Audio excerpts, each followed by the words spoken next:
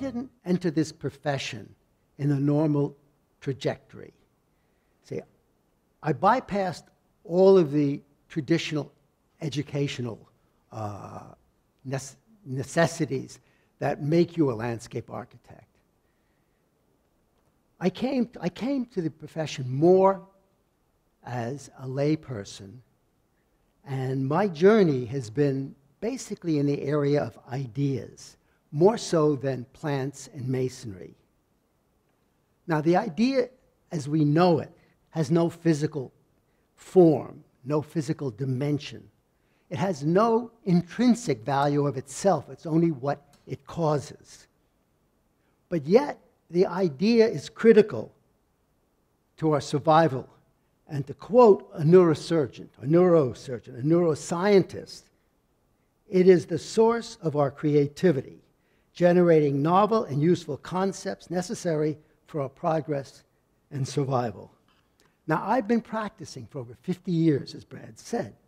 I have no notion what the source of an idea is, of how it's generated. I'm only thankful that I have them. I'm almost like two people, one person who gets the commission and then looks to the other and says, now I've got it, take it, and come back and show me what I should do. Because every morning I come downstairs and I look at a blank screen of my computer, which I now have evolved into, and I can't wait to hear what is going, or see what is going to manifest itself. I have no preconception. And for the last, as I say, 50 years, I've been doing this in various forms of either paper or felt tip pens, and then finally ending up with a computer screen. And I think it's probably the nicest way to start a day for me. Now, I've come to understand that the idea has power. Okay. The very power to create beauty and content. It is the facilitator and not the actuator. Okay. Excuse me a minute here. But more important, that the idea has the power to affect lives, people's lives. And all this I can do, I've learned, by placing an idea on paper, on a screen, and then having it realized. The process for me is endless. And, as I said, enjoyable. And it all started 80 years ago, where I was born in what we arrogantly New Yorkers call the city. From there, we moved, as Brad said, to a one-horse town where I went to a one-room schoolhouse. For 5 years. I ended up in Middletown, went to Cornell, where I studied ornamental horticulture at the request of my father. I graduated and had to go to New York for some romantic attachment, and I started to look for a job in ornamental horticulture. Now, New York is not the best place to find a job in horticulture, and someone recommended that I try landscape architecture. Although Cornell has a school of landscape architecture, I truly didn't know what it was. I went around with 2 pages of 8.5 by 11 drawings showing a tennis court to various offices. They must have thought I was dementia, I had dementia. I finally got to the point where someone said to me, why don't you just call and make an appointment? Which I did. However, in New York, in those days, we're talking about 1954, in those days, there were telephone exchanges. Butterfield, as you remember, Trafalgar. So I started to call a few of these offices. And one person said, no, I don't have anything, but Art Hoffman does. Why don't you call him? I said, do you have his number? So it's Hartford, whatever it was, 2564. So I called Hartford, 2564. The operator gets on. She says, what number are you calling? I gave her the number. She says, just a second. The phone answers on the other end. I said, I'm Paul Friedberg. I'd like a job. I graduated Cornell. Did not say the landscape architecture school. I graduated Cornell. And he said, how much do you want? I said, $65. Unseen, he gives me the job. And he says, can you come tomorrow, which is Friday? He said, there's a 6:30 train. And at that point, I realized there was a disconnect. I said, where am I calling? Hartford, Connecticut. But I had a job, and that was between me and the romantic attachment. And obviously, you know the result. Now, Confucius said that you are privileged to live in interesting times. And what better time could an uneducated, uninitiated person with no predispositions enter a profession that was about to go through a major change in relation to the basic restructuring of the urban America? I think it's important to know, I talk about this idea, the idea of having an idea, but it only makes sense when the idea's time has come. And the 60s was the perfect platform for change. Money, people had money. It was after the war.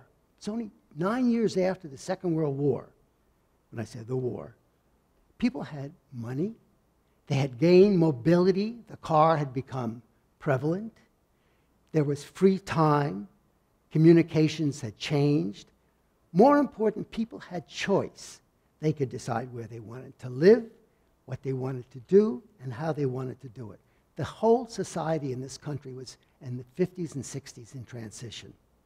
Manufacturing was leaving the city, but it was being replaced by service centers. And when with the service center came a whole new population. Younger people with skills. Information was shifting from the ear, where people read, to the eye, where everyone, no matter what your education, had access to information. This new population of younger people, and also the older people whose children had grown up, who moved back into the city because they couldn't handle the passivity of the countryside. They demanded, but not verbally, new places to socialize and recreate. The city was a collective experience. It was a place of sharing and of cultural experience. And they wanted to avail themselves of this. And I was in a profession, as I say, with no predispositions, looking around, living in the city. And when I said to someone, when I answered someone, what are you? I said, landscape architect. Here in the city? I said, yes. So what do you do, window boxes? And they said, no. Because the profession really had pretty much positioned itself as doing parks and retreats from the city. So at that point, my journey really starts. I am basically looking to make a living. And I'm thrilled to have a job. By now I've gotten a job in New York. And the goal, if you can pick this, in today's world, my goal was to make $10,000 a year. If I could do that, I felt I could raise a family and be self-sufficient, which seems a little strange today, doesn't it? So because I didn't have the proper credentials, and by now I had a few more drawings to show, I would take my portfolio around to various offices, architectural offices, trying to get a job. Now, the best jobs you could get in the city was City Housing Authority. City Housing Authority was like painting by the numbers. They gave you everything you needed. All you had to do was put it in order, but you got a very good fee. But the irony is you could not get a job with the city housing unless you had a job. So it was a catch-22. But one architect who said, I'll do it on the basis that we split the fee. But even half the fee was more than I would normally get. So it was called Nathan Strauss. I did the project. It was finished. Working drawings were finished. Fences everywhere. And I get a call from the city housing, from Ira Robbins, who says, Paul, Nathan Strauss family wants to give a bust of Nathan Strauss. Can you place it for me? I literally could not find a place to put the bus. Everything was so prescribed. I came back to the Housing Authority with an idea. What if we took the sidewalk, about 20 feet to 25, about 15 to 20 feet, and we took the setback of the building. This was right in on the east side, Lower East Side. We took the setback of the building, and the frontage was about 150 feet, maybe about a little bit bigger than the building here. And we combined all of that, and we made it into a street plaza with some benches and tables and trees, and a piece of sculpture, a place sculpture instead of Nathan Strauss. Ira, who was a social worker, said, let me at least show it to the Strauss family, which he did. And they bought it. And we redesigned the entire project. Housing Authority does their own construction administration. And when it was over, the thing was built, I decided it was a summer day. I drove down to see what it was like. And it was filled with people. It was like an epiphany. Here was something that I had done. I had conceived of this space as a social center. I had drawn it, and it was populated by people. And literally they had, this is low-income housing, they had a place to be. And in a way, it defined the philosophy that sort of governs the rest of my career. That it wasn't about bricks and mortar unless it could facilitate the idea of some kind of social contact. If it could change the way people could enjoy their space. So since that, then we got, at this point I'm going to start showing you some slides. Since then, that project, we got more Housing Authority projects. And as a result, they thought that I was, at that time I was less than about 32 years old. I was a young, creative type that when Mrs. Astor came to them and asked the Housing Authority if they would be interested in a demonstration project, they called myself and two others to compete for a project. I combined with one of the others, and we got it. Let me see if I can. Okay. This is the project. It's called Reese Houses in the Lower East Side. What you're seeing now is after it was built. Before, it was paths, planting, and fences. You were not allowed to walk on the path. People were here, but were constrained. We called it a coercive design. We're constrained to stay within the boundaries that was set up for you. If you didn't, you could literally lose the lease to your house. We could spend a lot of time just on this project because it was a self-education project. We created this area on this area. Wait a minute. Oh, sorry, go back one. Excuse me. I'm not checked out on this. Here we go. This was the elderly garden. The elderly wouldn't go near it because it was isolated. The teenagers took over. The teenagers and the young people, they loved the water. And they experimented. The water started here and went down. They would take sticks from the trees and put it underneath and follow the path of the water as it went under. It became a creative event. The playground was a whole new thing in playgrounds where it was an environment and not a series of pieces, isolated pieces, a slide, a swing, or a seesaw. And we also learned, too, that by placing the benches for the older people to sit next to the playground, you animated the children because they needed an audience, or they enjoyed an audience, but also the audience enjoyed being an audience itself. And the whole notion of play as being an interconnected series of events, that going there was as important as being there, that no event had a prescribed means of access. Choice became a way to use your imagination. Now, it's still a static playground. What we have learned also is that the most enjoyable and the most productive playground was one in which the child can manipulate their own environment. Now, I talk about the idea that timing is everything. What had happened now is psychologists, developmental psychologists, were beginning to advise parents that this period of a child's life was probably the most important in their development, from 1 to 5 and 5 to 10, that they would learn more in that period than the rest of their life, in terms of general knowledge. Therefore, play was not a custodial activity. It really was a dramatic importance in their lives. And parents began to demand more and better play environments. I began to see, though, play was a fundamental aspect of human existence, not just for children, and did not necessarily relegate it, even though the slides you see here are basically about children. This is Central Park, and playground does not have to necessarily reside within a prescribed area. That play is a much more general activity.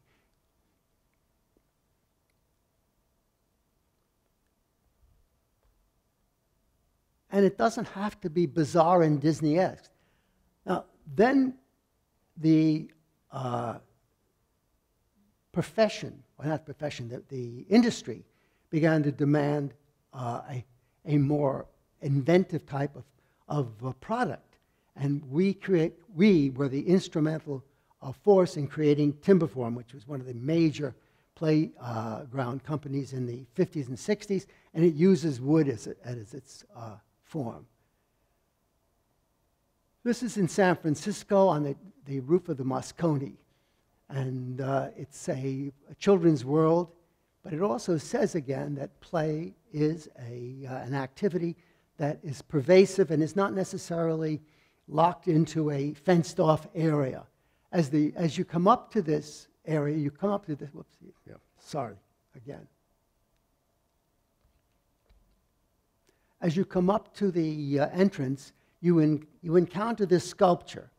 Now, the sculpture is a pneumatic piece of work that is usually crouched. As you come up and sit on a bench nearby, it activates the sculpture, which comes up and, as you see, holds out its arms and invites you into the playground or into the environment. Then you have the more traditional but challenging kinds of equipment in what is the play circle, where there is a play leader. The idea that it is also something you enjoy with your parents or with others becomes very important. And that the environment can be playful. It can expand beyond the boundaries of as I said before, a segregated area. We needed a wall. So we create here a play path that goes around the entire area, and a fountain that allows you to manipulate the water so as you go through this place, the domain, the whole place is pretty much everyone's, but there are different activities for different people, and they share the environment. The maze, the rail of the bridge is a sound tube. So it's a matter of looking beyond the limitations of a specific use, that things have multiple possibilities. This is a sundial, but it's also a series of foundations in here that allow you to put posts in and construct and change the environment. This wall is a mural, but it's a mural that has information embedded in it, where the information really is metric system. We have the centimeters and meters. Okay, now then you take this notion that, excuse me, just 1 second. I feel like Marco Rubio. But this is in Chicago, and it's the A.C. Nielsen. The employer was beginning to discover that the skilled worker had economic value, and if they left, it cost money. So therefore, satisfaction of the employee became paramount, and the landscape, and as well as the building, the environment, in other words, became extremely important as both a visual amenity, but also as a determinant, an economic determinant. So this is Chicago. Chicago, when it rains, the water tends to run off without going into the ground, and it has to be captured. So they have retention ponds. We took the idea of the retention pond, which is usually cordoned off in a separate area, and we made it into this pond.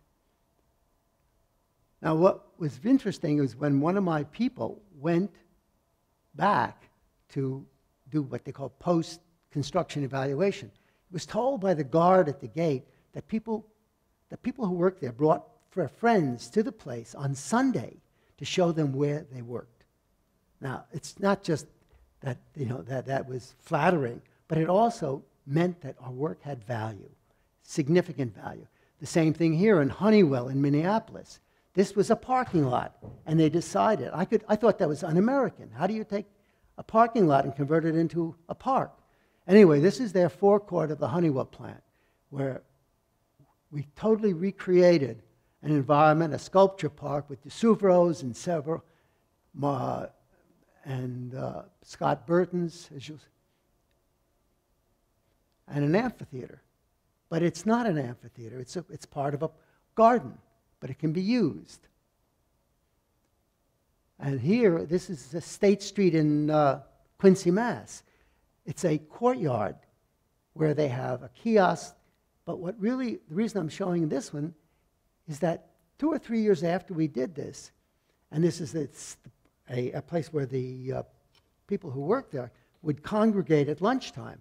They put in a daycare, and parents who work there would bring their kids into the yard, into the courtyard, and have lunch with them. And to me, this was a dramatic change and an interesting idea that you could actually celebrate the place where you worked and where the kids played in the same environment. Peavy, that you saw before, the city of Minneapolis did not want a traditional European plaza. We were given this site initially as a pit so that the architect could have windows on his cellar floor. We were told if we wanted, they would fill it up. Our concept suggested we didn't need to do that. It was more important to create a bowl that would be planted. So the exterior of the bowl was green, and this was right after it was built. And that this water that you see here, because we needed a plaza, and the reason we wanted a plaza was because this was on the Nicollet Mall, and whenever they had an event, it filled the mall and it killed the shopping. So this had to be the place that would be the relief for those events. This could be drained in a matter of 10 minutes, and the water would go into a holding tank, and then when they're finished, it could be put back. So it became what we called the Park Plaza.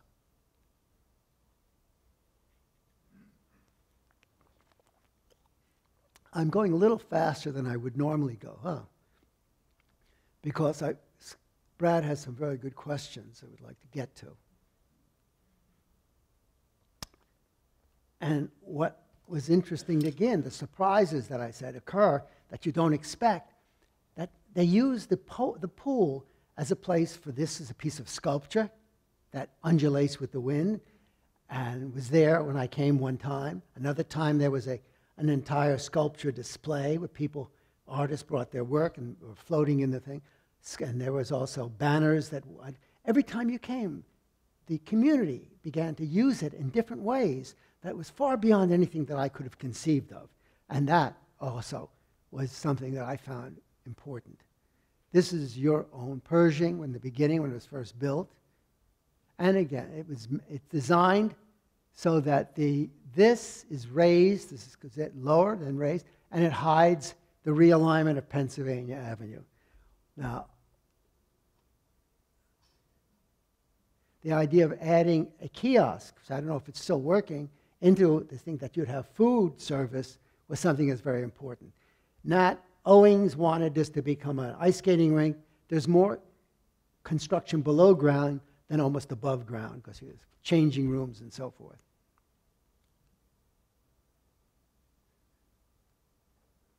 The planting was done by Ome van Sweden, and I just was explaining this to Brad. Whoops, wait a minute. Yeah, This is a tunnel for the Zamboni. It's not just the water. It was designed so that the gate is there, it opens up, the Zamboni comes in. It's like inner sanctum. You hear it creaking, and then the Zamboni comes out when it's summertime, you don't see it. Then the next phase, of many, was working with artists, called collaborative efforts. This is with Bookie Schwartz, where the chair is really a window, and it's a long story, but we worked on 5 chairs that looked at the... Jesus. I'm sorry about this. Yeah, 5 chairs that looked at this folie. It's a very... Usually I work in low income. This was a touch above that. This is on the shore of the Connecticut shore. And then you have Battery Park, New York's first urban plaza, and with Scott Burton and Sia Amajani and Cesar Pelli. And it has a series of spaces, but interesting thing here is that the sculpture does not really show itself as pure sculpture. It is an integration of all of the disciplines, art, landscape, and architecture. We spent 26 days together,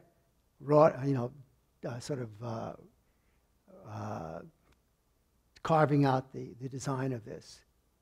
And you see touches of each of our, like here, this is Scott's and mine. This is Scott's, and that's Sia's in the railing. The gardens are mostly ours.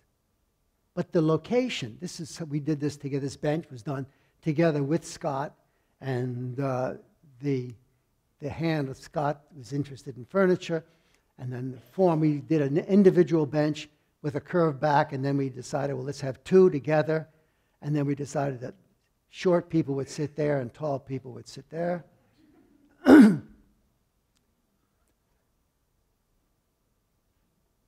Which one? This is, and the quotes that are in the rail, again, information can be part of the landscape as a part of the design.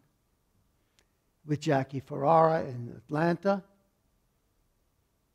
you can see how her work creates a second level of spatial definition. Interior with Walter Dusenberry, and across the river with the Poiriers. You see, each artist brings a different sensibility, and therefore the landscape manifests itself in different ways. It would never be the same as if I did it alone or if the artist did it alone. And that's what makes it interesting, and this cross-fertilization of the arts.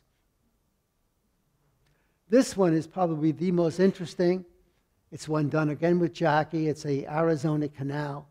And here we experimented with the issue of time. The time becomes a determinant in the design. And so one is the simple marking of time with a sundial. As you see here, it's a mosaic sundial. These are 5 rooms as you walk a mile of the canal. The next is the Hohokam Indian canal system that preceded this, and it's in a table, so you have then the issue of historic time, and then water is put into the channels you see here on a periodic basis, and it let to evaporate. And in the wintertime, it takes longer, and in the summer, it's faster. So time is modulated by temperature.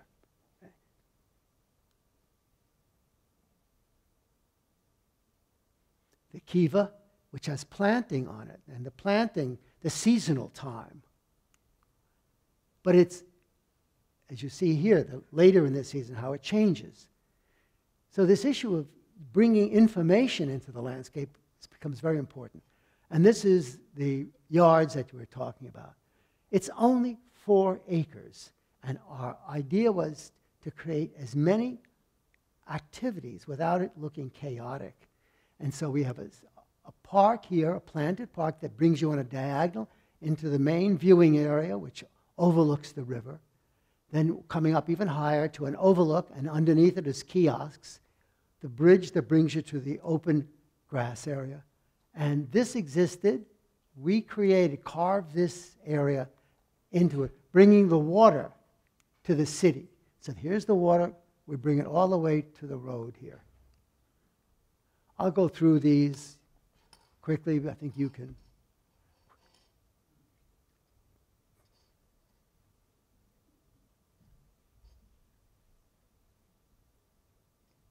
So even though it's 4 acres, it's infinitely bigger because it has the river. And it's the view that we capture, very much like the Japanese landscape. Same thing with Battery Park. This is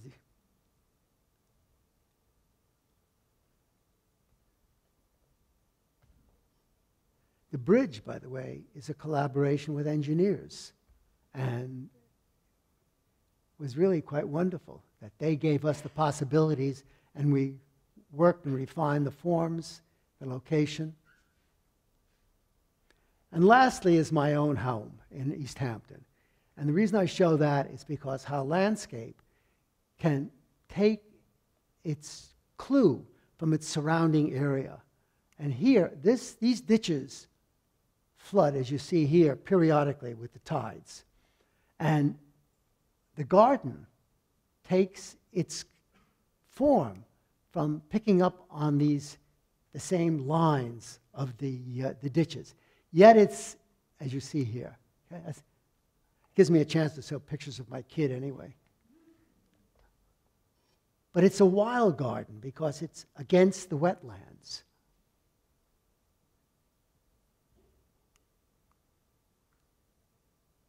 And a bench by Jackie Ferrara. And in the final analysis, for all I've said, it's really a search for beauty in the end. How do you make something functional, beautiful? Thank you.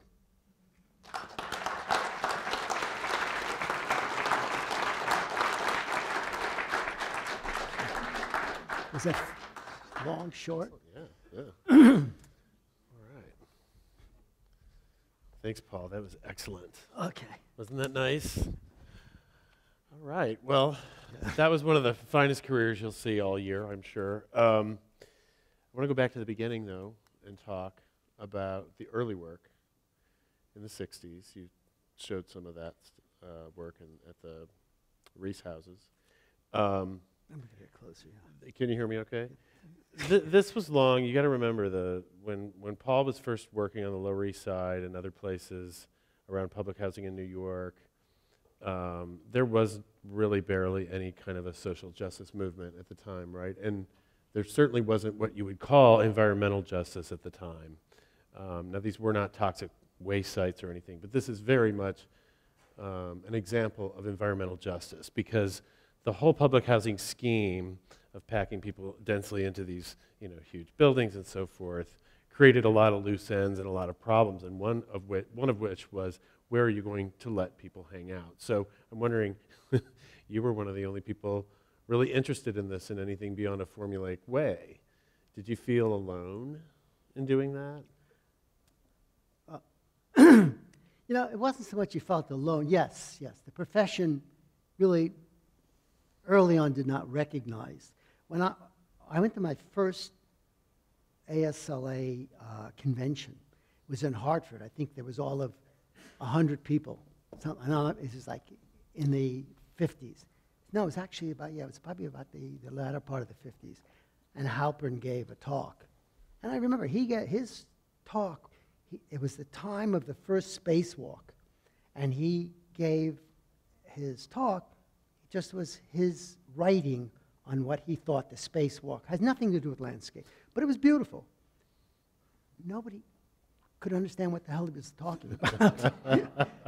It was like, these were people who were, they were very nice people, but they were trained in a whole different area. And the only people that were even interested in anything beyond horticulture, the horticultural aspects of landscape, were, a few in the profession. Mm-hmm. You had some in California. California, because of their climate, was far ahead of the Northeast in terms of landscape. Right. But even then, it was not urban.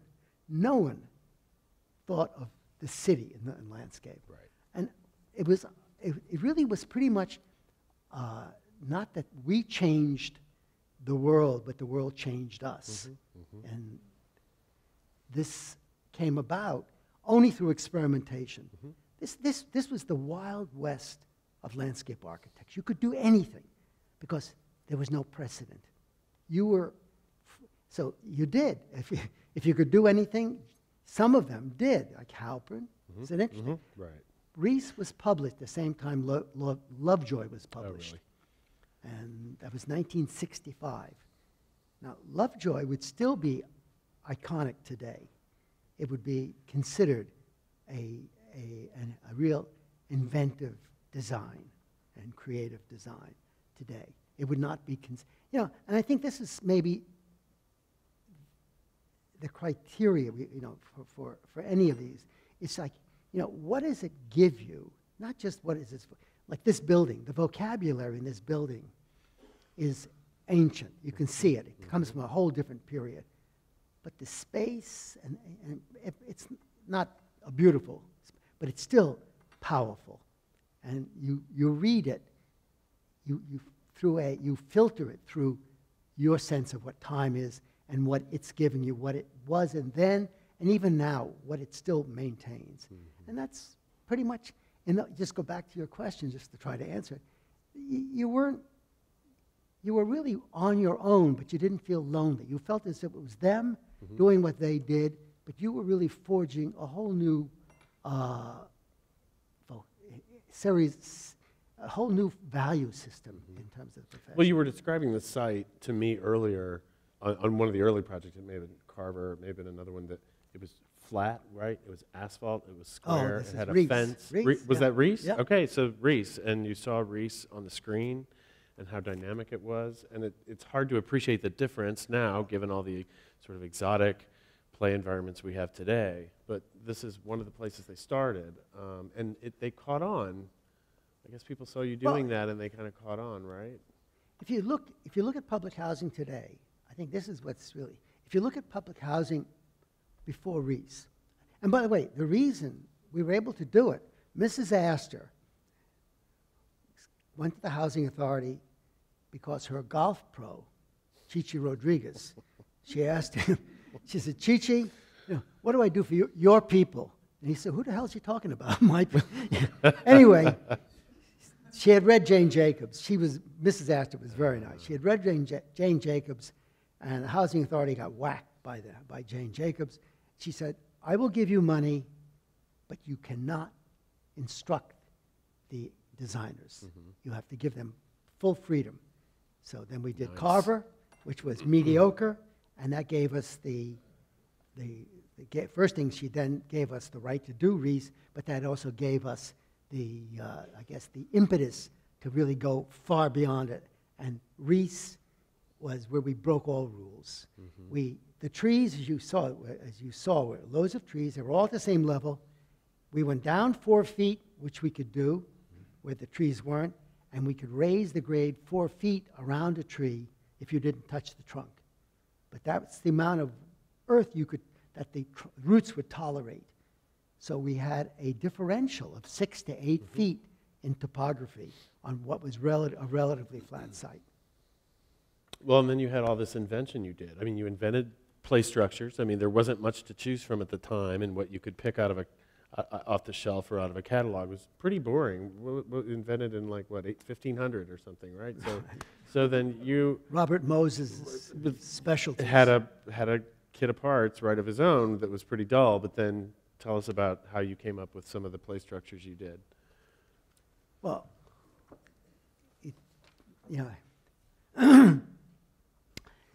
Reese really, as I said, was an education itself, because you did things and then you watched to see what you did, and it informed you. It was an empirical process. So with Reese, you had first, just for diversion, the amphitheater. Mm-hmm. We put an amphitheater in because in Carver, we had a change of level there. So we put in steps coming down, and they were sort of on a curve, and they had about a 5-foot differential, 1-foot steps. And a local high school asked the housing authority, could they use it for a high school graduation? And again, like that office building where the kids could be with their parents. To me, this was an incredible bit of information, that there's a desire, an underlying desire to use public space or space in the city. Therefore, space should not be considered public. That space in the city should be shared. All urban space should be shared. It's not proprietary. So, in the same thing, then we go, so therefore we put this in, and sure enough, in Reese, the local community used it. They had boxing matches. They had it 4 and 5 times a week. There were activities in the amphitheater, even for better housing. By the way, public protest meetings for better housing in the amphitheater. We also put, by the way, it's not mentioned, there were sprays. In the summertime, it became a spray pool. Mm-hmm. So this idea of layering activities, that it's not one-dimensional. The playground was interesting only because we took our lead from England, who was doing these granite mounds. And Lady Allen of Hurtwood had written books on this, that the English, but they were not as I would say, as intricate and as connected, but they were interesting. Mm-hmm. And they were a big departure from what we normally had here, which was the Moses Playground. You had the swing, the slide, the seesaw. They even got rid of the climbing bars because kids fell on the climbing bars. So we experimented, and I was explaining to Brad, it's a much longer story than I can go into now, but explaining that we had experimented on these wood blocks. And what we found at Reese was that the whole idea of linkages in play, that it wasn't it wasn't the activity itself, but it was going to the act, getting to it, finding different pathways, that the going was as important as the being there, as getting there. So that the slide, for instance, is an igloo, and it has a slide built in the side. It has many ways of climbing up from the sides of the igloo, but you also had tunnels underneath and coming up through the center. Then you had arch climbers that tied from one side, one mound to the other, so that it became an environment that was the domain of the child's. And I think I explained to you before the whole idea of observation, that not only from adults, but one child watching the other. And I mentioned the tunnel. They finally had to close it because the older kids used it at night as a trysting place. And they brought mattresses in. But in the daytime, the younger kids set the mattresses on fire. And you had a smoke coming up. Problem solved. Right. I said, this is wonderful. But it also shows that, given an environment that can be interpreted, children have the ability, their imaginations, at that stage, are rich and fertile, and they can make use of it, which, again, goes back to what I said. The best environment is one where there's nothing except a lot of things to manipulate. Well, then you can see the kind of same spatial ideas moving to the city plazas you did. I mean, Pershing, right, or Peavy especially. Was that a complete departure? You've described your career as rather discursive, but there is this kind of through line with these interesting, smaller subspaces within. You're touching on it, exactly. What we found out that each of us, even sitting here, each of us has a bit of spectator and a bit of actor in us. And therefore, these plazas are places to not just have performances, but we are the performance. Mm-hmm. We become part of the activity of the space. that's why I enjoy, the levels are critical, more so for the American. I'm explaining again to Brad, that the European space could afford to be flat because it had all of its energy from what surrounded it. You had the restaurants and the stores, so that people came to the space, and they also, if you look at it, Piazza Navona has 2 fountains. They're beautiful, or 3 fountains. They're beautiful pieces of sculpture by Bernini, I think, or whoever. But all of the activity in that is paving. What's it? In Venice, what's in the plaza? Nothing. The plaza is empty, but it's not. It's filled with people, and it also has iconic buildings. It has restaurants, but our plazas in this country are not. We isolate them. We make them as entities as we do playgrounds. Everything is segregated. Like time. You know, what time is it? It's time to eat, time to do this. We do the same thing the way we design.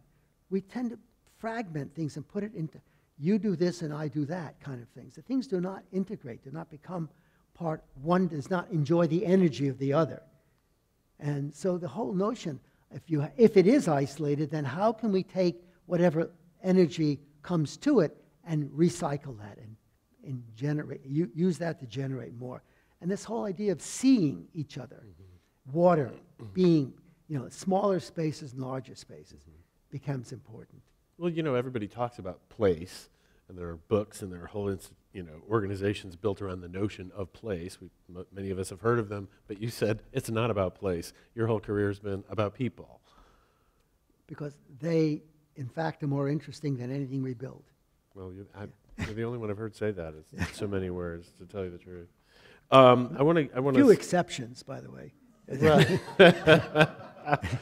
Well, before we get too far ahead in time, I want to talk about education, and I want to ask you about the program you set up at City College. Why did you set it up, and why City College? Okay. And how has that gone? Well, it has a history. ASLA, because again, known for being an urban landscape architect, ASLA felt I forget exactly when, 60s, later part of the 60s maybe. In the 60s, this country collectively developed a social conscience, okay, and began to look around with civil rights and things of that nature.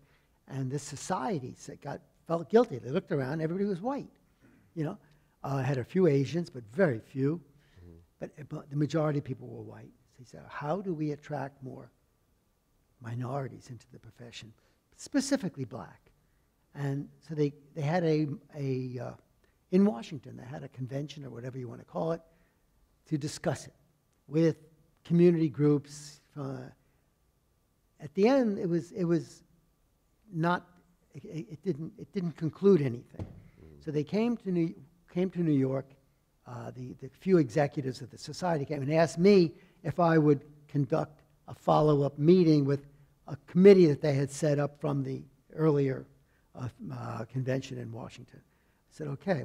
First time I met, at the end of the meeting, it was very clear to me, I didn't go to the first one, that the real reason that there were no schools of landscape architecture in a major city, undergraduate schools in a major city in the country.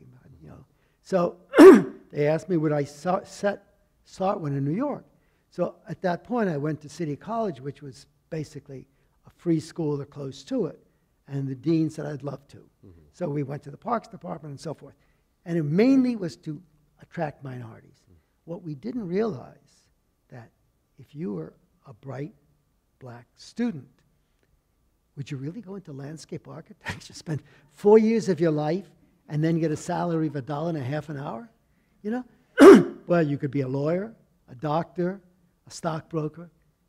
But who do we attract? Second-degree women. So we had in order to make the program more intelligent and also to attract, we began to look at it more as a dual degree program. That you could take landscape, because so many of the courses were common to both. The first 2 years of school were both anyway. You took courses, so it was only 2 more years for landscape. And if you took those 2 and then you went back into architecture, Site planning you had anyway. So anyway, for another year, you could have a dual degree. To me, that made all kinds of sense. Okay? We did begin to attract some minorities. We still, though, the majority of students, because it was New York and it was people who had degrees that they were unhappy with or work that they were unhappy. We had a woman who was a microbiologist, a doctorate in microbiologist, left it to come into landscape. I think she's still with the Parks Department. Anyway, I can never understand that. Anyway, the point is that the idea was to broaden the base and make it a more interesting program in the sense. I think landscape architects really have to understand architecture. And I think architects have to understand landscape. And you can practice either or both. It didn't matter. But it really was a matter of having an understanding so you could ask the right questions. Because without the right questions, you can never come up with the right answer. Unfortunately, and this now, if you want to ask me about what's happening, in general, we are becoming, as a culture, as much more conservative across the board. The profession is paying homage to marketability, what sells. So the clients come to the landscape architect to make something saleable. And we are losing track, I think, of some of the values we generated in the 60s.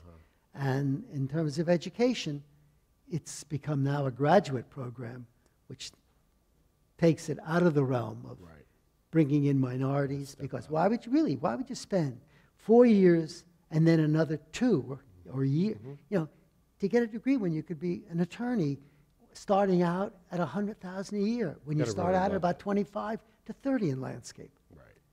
It's like social work. We're at the bottom of the ladder.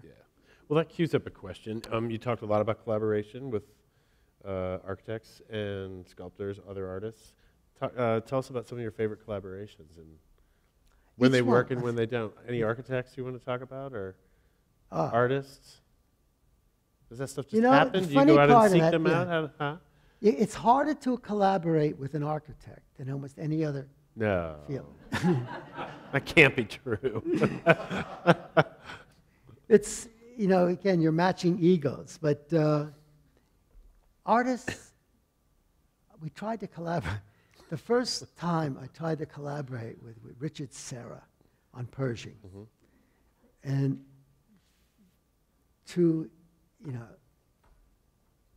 the project was managed by what they PAD, Pennsylvania Avenue Development Corporation, a man and he had the asinine idea that each of us, I had the site that Venturi had initially. I was designated to do the plaza. Freedom Plaza. Venturi had this little park, and Venturi was smarting. He didn't want the park.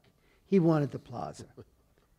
And he was much more astute politically than I was. And so, but this idiot from the PADC said, let's each of you design everything, each other's sites, which I could never understand. Why would we do that? So Venturi immediately grasped the idea that he could then maybe effect a change.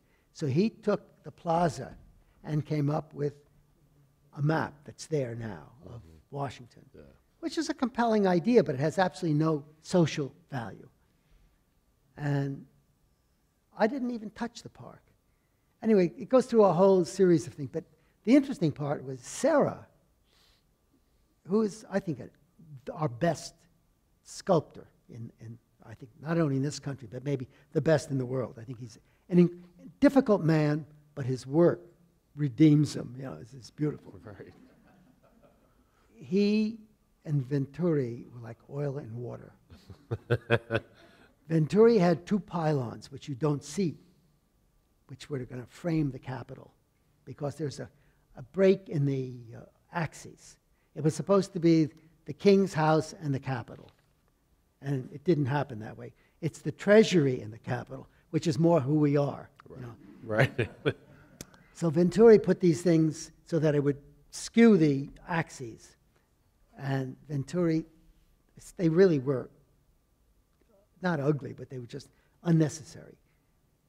Venturi, so Sarah goes to Germany and to where Hitler had his rallies. What was the name of the city? I can't remember it anyway. Nuremberg. And he took pictures of Speer's columns, and he brought it to a meeting, and he said Venturi was fascistic. Well, Venturi lost his pylons, and Sarah lost the job. But I got, anyway, through machinations, I got the park, and Venturi ended up with it. So that's, but to me, the park turned out fine. You know, it needs work now, but it's still nice. It's a nice place to go. Huh? It's a nice place to go. Yeah, it worked out. So on the subject of losses or near losses, let's talk a little bit about Peavy Plaza.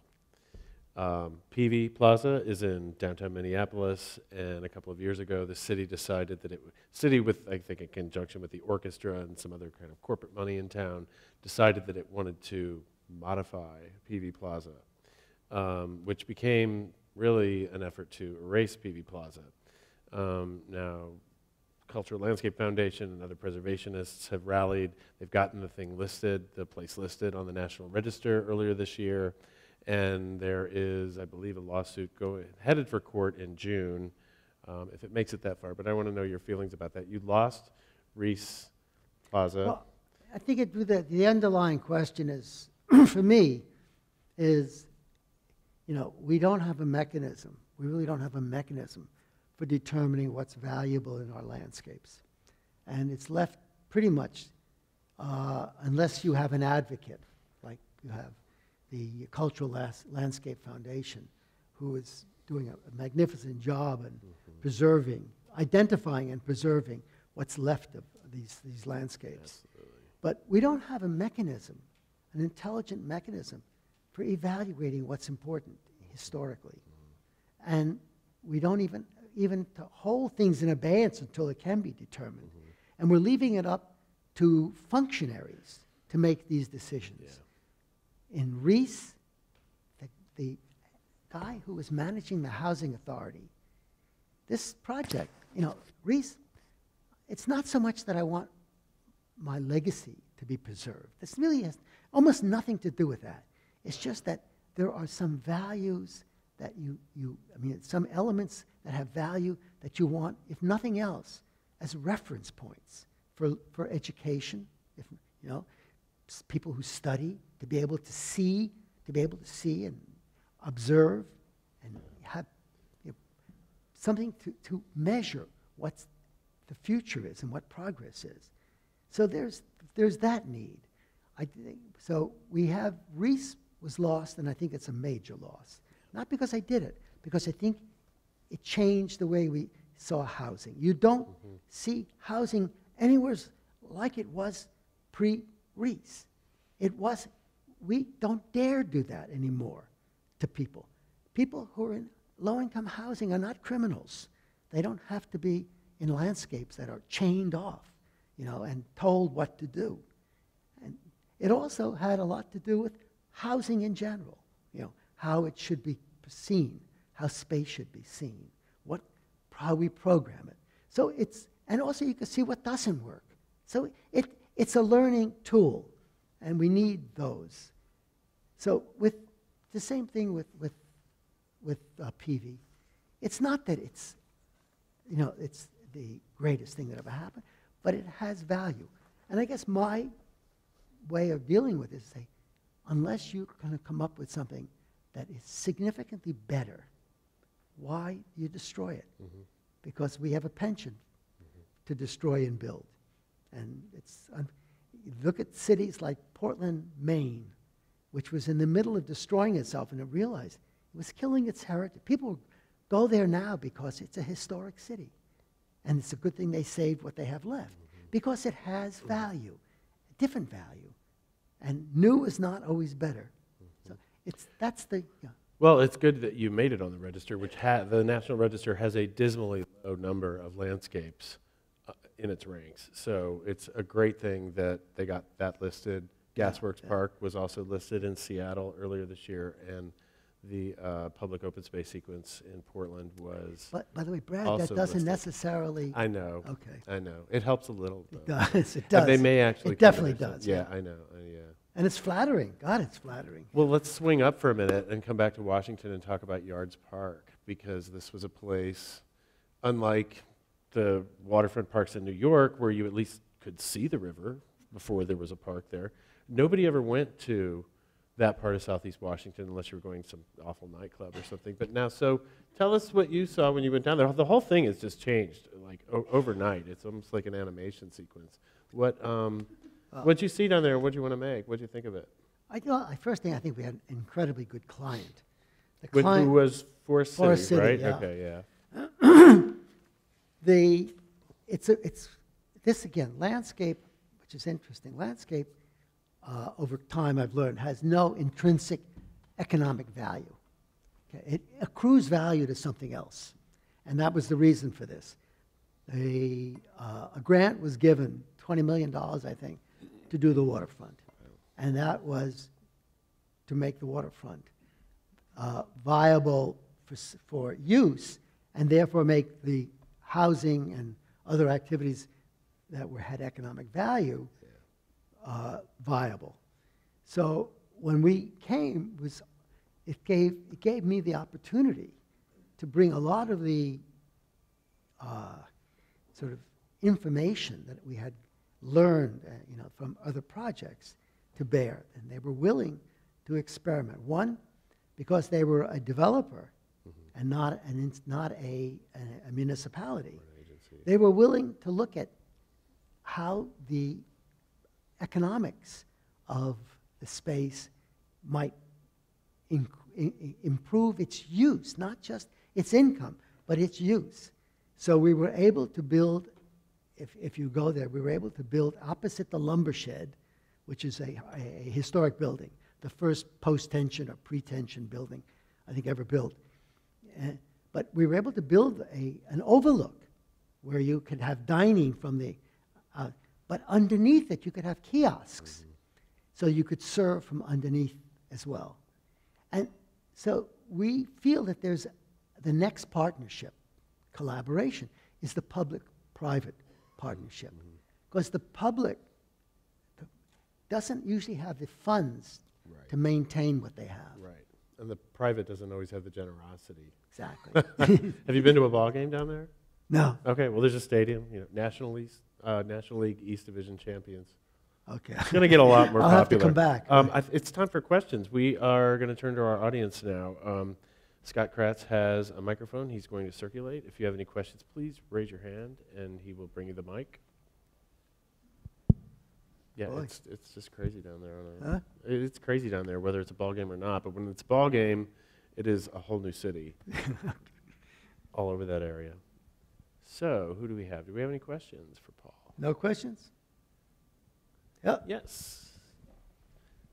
Karen. Thank you. Is this on? Yeah. You have spent your life dealing with creating places that are social gathering places in the public realm. And today we have a whole new society that uses Facebook and Twitter, and you go to any public space these days, everybody's sitting there looking at their iPad or their BlackBerry or whatever. How do you think this is affecting our socialization? Boy, that's a good question. No, really, it's a very good one. I'll tell you why. We were on Peavy.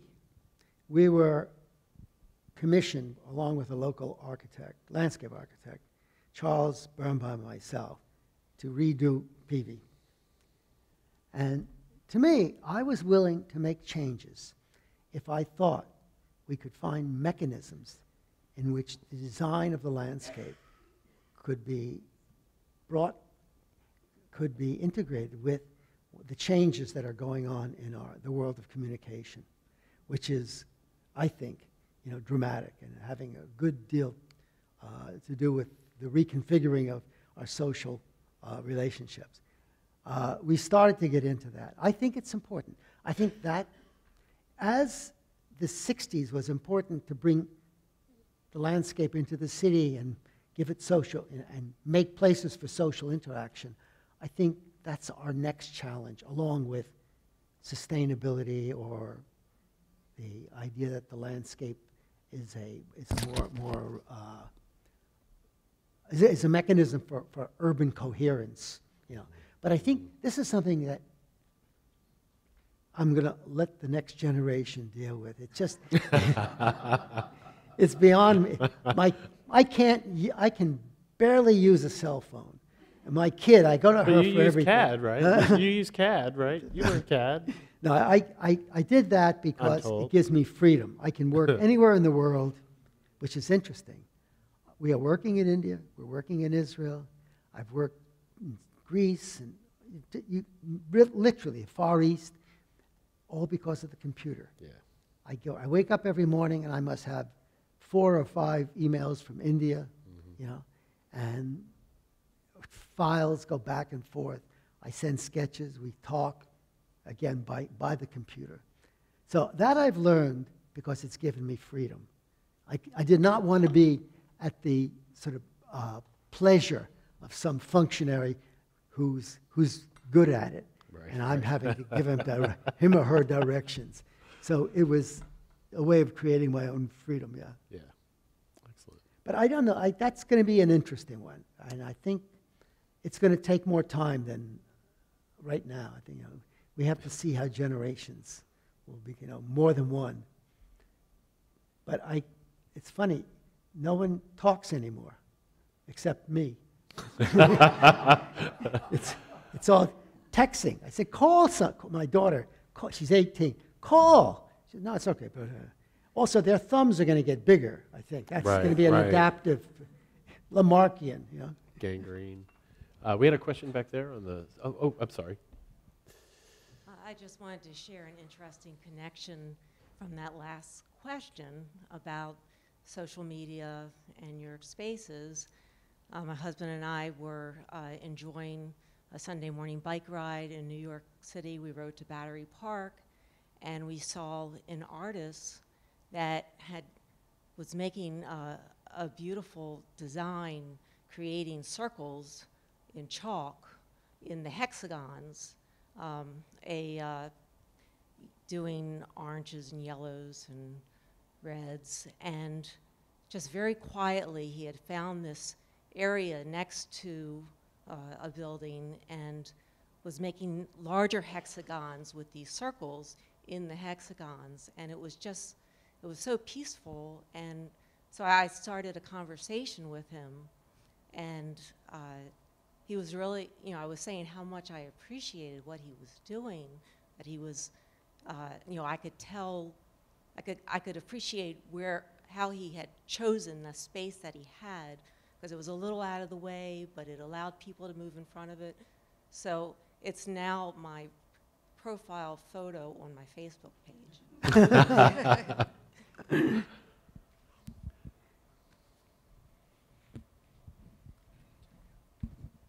Good evening. Hi. In listening to your presentation, one of the things that really struck me was the idea of collaboration between disciplines.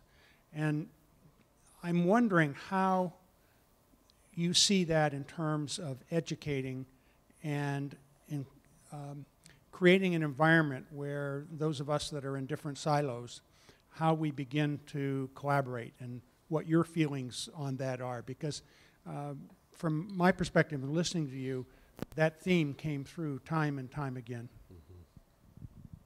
Absolutely. Yeah, it's really is for me, I actually promote it. We will go to, in Atlanta, the art commission said you must have a piece of art, work of art. I went to the architect and he said, you know, we had just worked in Battery Park, where by the way, just let me step back. It wasn't always God and motherhood collaboration. I went to not a convention, but it's like a conference in Minneapolis years back. Robert Urban was one of the artists on it, and they were trying to understand, could landscape architects and artists work together in collaborative? And they were very much for it. And I stood up and arrogantly said, look, the artist and the landscape architect, two can't stand on the head of a pin, that we can't work together. You do what you do and I do what I do. And it was always that I would make room for the art, and you put it here. Then we got to Battery Park. And actually the first one was here in Washington working for Spalding Sly. And the man we were working with, his wife, had an art gallery. And he said, you got to use this artist.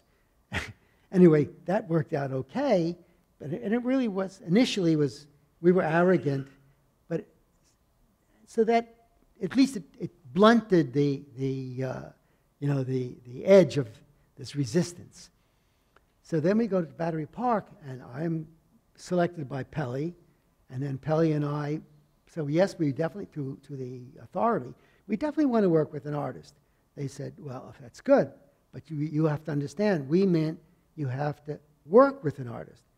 He says, right, we will make places for the art. No, you don't understand. The artist has got to be a co-equal member of the design team. Oh, no. They said, well, you have a choice. You want to work on this project? Yeah, that's the way it's going to be. Either you do that or you're not going to work. Well, we both decided to work on it.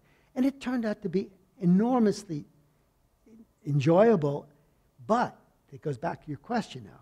One is the suspicion between the two disciplines, okay, that have to be overcome. And we were it's like you see animals circling each other.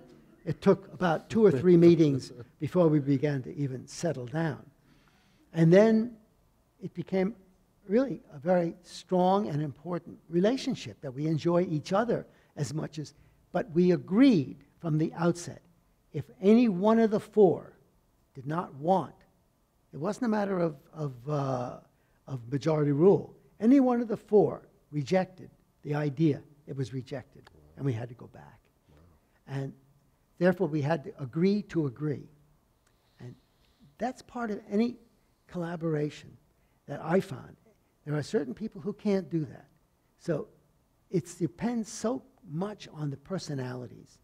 And as I say, it also depends on what you get in each collaboration. With the Poiriers, they do sculpture. So it was a matter of placing the sculpture. Their sculpture has a narrative. The giants up in Mount Olympus were fighting, and they destroyed each other, and therefore the spear came into the ground, you see, and the rocks flew up, the water spouted out, then they had the fragments, and one is the one has, it looks at the river with blind eyes. So all of this had to be placed in a landscape that had, so it was more the landscape working with this narrative, but still with them. And then you went to someone like Ferrara, where we start with a blank slate, and there's nothing on it. And we back and forth, like a tennis, back and forth until we both find something. And I could go on and on. And even with the engineer, to me, it is the way of the future. I don't think any of us, even the office structure these days is collaborative, more or less. The idea of the How many people in your office? Huh? How many people in your office? Only about 15, 15? 20. Yeah, we keep it small. And it's for lots of reasons. If you make it much bigger, you end up as a businessman and not a designer. And at this stage of the game, to me, as I mentioned in the earlier, if I didn't have design, I don't know what I'd have. It's a game. And I think if I was to say, what would be the most important thing I found in my entire career, is that we really all should continue to learn to play. We don't know how to play anymore. We think games are the way to play. It's not. I think we have to enjoy what we do. Artists do it, writers do it. They enjoy it. It's painful sometimes. It's painful. You don't get the right answers. But it's really the satisfaction in just being able to enjoy yourself. I happen to have a product at the end of it, so that's even better. a product that defines and redeems me in many ways. Yeah. It's excellent. You know, I would love to take another question. We do have to wrap things up. Paul has a flight at 9:18 from National, so we have to be pretty hard-nosed about the timing. It's a hit and run.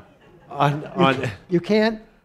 What do you, yeah, you can't hit it. We've got you on a critical path at the door. We need to get the mic back, too, so don't leave with that. But on behalf of Paul and myself and the Building Museum, I'd like to thank you for coming tonight.